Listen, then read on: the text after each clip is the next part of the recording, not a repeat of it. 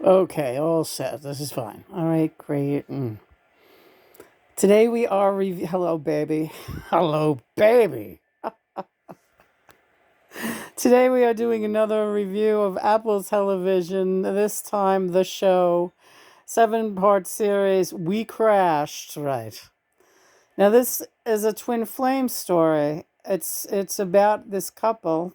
Which should we just dive in? We got to dive in. All right, before we lose momentum. All right, just like them. Yeah. Just like them. We're just like them. Are we like them? Please tell me we're not like them. We're a lot like them. I was waiting for you to pick up on the similar. I started to. The twin flame mania. When you get the mania part of the twin flame journey, gets a little too strong and takes over from the normal thinking patterns. Right. Now, this couple, Adam and Rebecca Newman, they New York City based, just like me and John. Yes, correct. Well, she's a New Yorker. I'm a New Yorker. John's doing an implant. So was Adam, and they were entrepreneurs together. They met together, a whirlwind romance. And they do look alike. All right, the real life couple really resembles each other. Yeah. Not so much in the movie, but the acting was riveting. And I'm not just saying it because it's our star children, but it's two of our star children, Jared Leto, who we know as Theodonis, and the beautiful and talented Anne Hathaway, who we just know as Saint Anne. Yes. Now they are star childrens of ours, just the way Nellie is, and Ryan and Jules and Sean and the rest. But they're amazingly talented actors. They are so immensely watchable, such gifted. Uh, Jared Leto is off the hook, isn't he? He can do anything. Yeah. John sits in awe of him because he always says, "This boy is the son of Jesus Christ." Right? He he really he humbles me. Yeah. Jared Leto is amazing. He's got this Svengali way about him naturally, and it comes through in his real life too, with his fans of his band 30 Seconds to Mars. And if you've ever seen him in action in concert, he's riveting, and he will convert you to do whatever he wants. He's got it's a Svengali uh, t- character trait. Yes, right, correct. Yes, he has that. Yes, and this guy who he played, Adam Newman, had the same trait in a business sense, but like one of the other executives pointed out, you just want to be a rock star. Yeah. And that's what I said to John. This guy is more like a rock star. He wants to rub elbows with musicians. But at the same time, he's a self-taught. He becomes a self-taught, like a real estate, like a entrepreneurial business building blockbuster force to be reckoned with. But he's also like a crazy hippie who never wears shoes to the office, and he's like always drinking this very expensive tequila. Yeah. So, what do you want to say about the tequila? Well, I just what are they? What about them most reminded you of me and you? Well, the passion certainly, and the devotion to one another. They were there was absolutely no question about it. There would be no cheating in this relationship. No matter how the way some people get rich and they start fooling around on each other because of their bored or what. This couple remained passionately in love. They had 6 children. They were always there for each other. They always bounced back every time something went kerflooey with the business, and it happened a lot because he was crazy. He was a very crazy guy. Do you think he was manic? I believe yes. He was in the throes of mania, and I believe she was as well. And I believe in the telling of this story, or rather the film biopic retelling of their story. I recognized the twin flame mania. Like once they both were genuinely good people who wanted to do good things in the world, and who wanted very much to be loved and wanted love, but did not have the means to do those things and have those things. They were both compromised spiritually, financially, whatnot. But when they met each other, right, I should say when they reconnected in this life, yes, they felt there was nothing they could not accomplish together, right? And they did that, right? Yeah, they became billionaire, trillionaires, but then they kept losing it all, but then they kept getting it back. It was this crazy, really crazy roller coaster ride. What I could say is see the movie We Crashed. Yeah. That's a typical that can be what happens if a twin flame couple. This is a very extreme case because these two burned very bright and they happen to be on the earth at the same time for their reconnection. But not only that, they married each other. They met each other. That's very, very rare. It happened with David Bowie and Iman. John said it almost happened with us. I don't know. There was still a 22 age difference between me and John. With this couple, the Newmans, they were close in age. That is a very striking reconnection that you don't really see. That's correct. Many times more often than not, that type of solar flare, one of us is on the other side, is typical, or goes to the other side uh, well before you know what I'm saying, well before it's made. Right.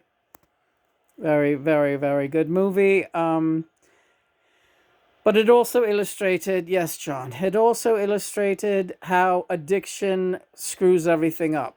But it's a weird catch 22 because this guy drank when he was happy. Like, drank when he was flying. I was like that. Oh, he drank when he was upset too. Yeah. But he had to when things were going right, he had to celebrate. But then he would be having the hangovers. He'd be missing meetings. Right, he was his own worst enemy with the drinking and the smoking pot. And you could say, well, oh, a lot of executive or successful people uh, partake in these substances, but this guy really he wanted the best of all worlds, and the drugs and the drinking. Even though he was still, you can be a functional alcoholic. But not really because it was because of his partying that he was not a full-fledged successful entrepreneur businessman. Right. Nobody could take him seriously, and there's something in the back of his mind he couldn't take himself seriously. Yeah, because he's always like, he was just, I'm crazy. That was his like, I'm crazy, right? But I get things done. But I'm crazy. Who does he sound like? He sounds like you. John's laughing. Go ahead and laugh. What did you want to say about it? Well, I'm saying we had to learn temperance, and like, and that's with me on the other side, right? So can you imagine how? Okay, so you're doing the imagine if we would have gotten together in this life in 1980 if you hadn't been assassinated, right? We might have crashed and burned. That's always a scenario, right? Because not the age difference that would have had nothing to do with it. Look how crazy we were when we reconnected now, 12 years ago. Yeah, we were crazy, and we've talked about this. We went insane. We drank everything. We uh, acted like lunatics, but celebrating. We didn't hurt anybody. It just became like a 2 year party that I finally had to come out of it, and we had to drag ourselves out of it. And I almost got killed in the process, but we won't get into that now. But yeah, and John wasn't trying to kill me. No, no. That's the some people like people who were against the reconnection on the earth here, Lena's family or friends. He's trying to kill her. Right. He wants her to be on the other side with him. Oh my God. Did they really? Yeah, that was said. He's trying to kill her. He's not a good spirit. He wants her to die so that she can be over there with him. And she's going for it. Oh, John. Yeah. And I realize, no, but that's what it looks like, doesn't it? Nobody realizes that I'm celebrating with her and that I don't want her to die. She still has work to do down here, and I'm supposed to be helping her with that work, and oh God. So, yeah, we had to get sober and we had to really clean it up in a real hurry. So, and we did. Yeah, we did.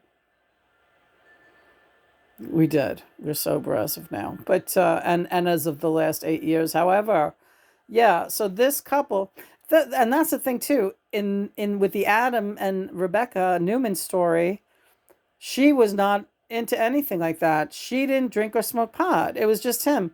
She didn't seem to have a problem with that. She didn't seem to have a problem with that, but she knew it was a problem. But she uh, didn't want to come off as his mother, I think, and she was just like so in love with him that she allowed him his idiosyncrasies and uh, and also he was very headstrong too, right? Who does that sound like? Sounds like you. Yeah, you have to come around and he was like raised on a kibbutz, so he did have spiritual. They and she was a yoga instructor like so they had spirituality in their thinking and in their way, right? Yes, yes. I believe they had strong spiritual leanings. Do you think they were greedy people? Yes, I think they became very materialistic and very greedy. That's another thing that's a disaster in the recipe for the twin flame union. Ego, greed, uh, duplicity. They became dishonest with people. She would get angry. Her ego started getting nagging at her when people paid him more attention.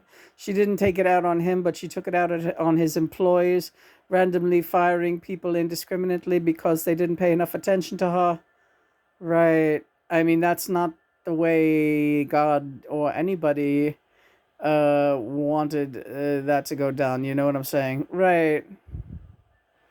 So yeah, the evil creeps in with, and another thing I want to point out is that in the corporate world, which is where they chose to make their claiming they were going to be bringing about global change and good things for everyone and veganism and environmental things and stuff. Uh, but the corporate world is really not a functional platform for that, no matter how you slice it. So how does one go about that kind of? They have to. You must just live. You must live it.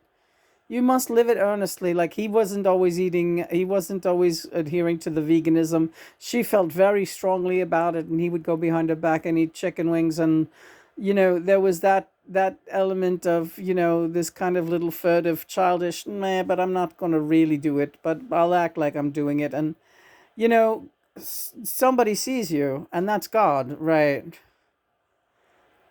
And guess who giveth and who taketh away? The Lord. The Lord does that, right? So those two are still well. Okay, so yeah, right. Okay, interesting.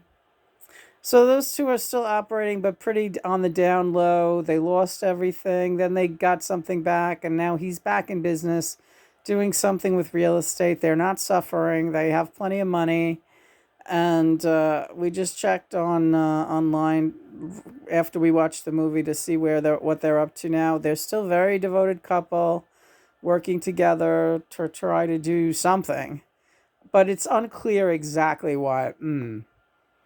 It's unclear exactly what they were doing in the movie was that they started out because he was building office space that people could share, and it would be a like a big family, like it would feel like a commune and a really positive place to work. And he ended up opening them up all over the world.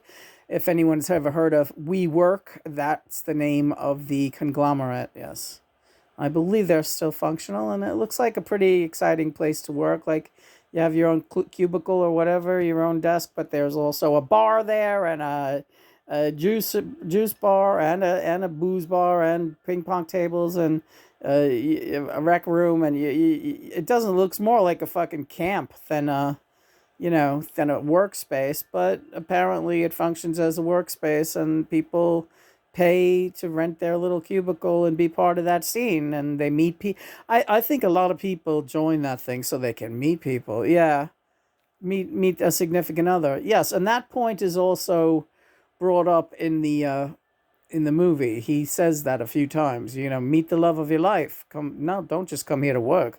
Meet the love of your life. Meet friends. Build a family here. Right. Yeah. I mean, it's an interesting idea, and I like the sentiment behind it. But I think it just became like this big booze fest, though, and everybody was just fucked up all the time. And he was the most fucked up out of everybody. Yeah. Adam, the owner, he was like any excuse to be like bombed out of his skull. Well, so that's highly recommended, and again, and that very strong twin flame vibe. And the fact that they're still together, that's great. I mean, I wish them the best. Yeah, me too. Me too. So we'll send this to them so they see it. And so the movies that we've been watching on Apple, they're pretty interesting and they're pretty good. We did a review and we're still reviewing Pluribus, which has real strong ascension themes.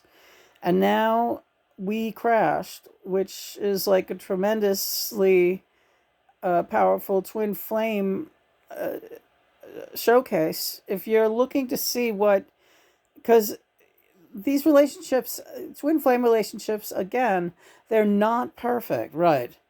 I mean, they feel perfect because God creates perfection and we are perfection. And I feel Lena is perfect for me and she feels that I am perfect for her, but they're not perfect because there's a lot to work out and the work never ends, right? And the relationship keeps going and going, and things can get pretty fucking hairy. That's why you got to keep your head, you got to keep your clarity, and you really shouldn't be drinking your way through it, right? That's the big message, that you need the clarity. God knows you need the clarity, right? Because it's hard enough, yeah. And if you're doing this relationship right, you're on a natural high and you don't need anything but each other and God and Mother and the home team to see through. Amen. Amen to that. Yes, indeed. And I love you so. I love you too, babe. You want to ring a bell? Yeah. Let's see if we could do it. Oh, that's my baby. She got the toe bell going. I got the toe bell going. I did the toe bell. Look at that. The room looks good. Yeah. Hi, brethren. Mother, father, everyone. All right. So that's our latest review, and we'll be back later. TGIF. We haven't been posting videos daily. We're on sort of a semi-holiday sabbatical, but we are enjoying a lot of shows, and we'll be bringing you more reviews as we go. John, I love you. I love you too.